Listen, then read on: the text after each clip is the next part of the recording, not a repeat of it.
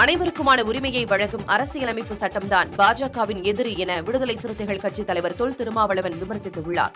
சென்னையில் சிஏஏ திருத்தச் சட்டத்திற்கு எதிராக நடந்த ஆர்ப்பாட்டத்தில் பங்கேற்று பேசிய அவர், பாஜகவிற்கு நிதி அளித்த நிறுவனங்களின் பட்டியலில் அதானி, அம்பானி பெயர்கள் ஏன் இல்லை என கேள்வி எழுப்பினார்.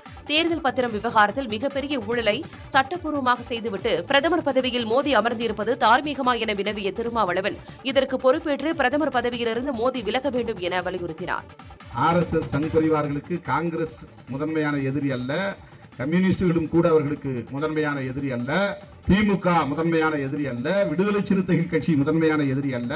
RSS உள்ளிட்ட சங் பரிவார்களின் முதன்மையான எதிரி, ஒரே எதிரி கான்ஸ்டிடியூஷன் ஆஃப் இந்தியா, அம்பேத்கர் அவர்களால் எழுதப்பெற்ற அரசமைப்பு சட்டம் தான்.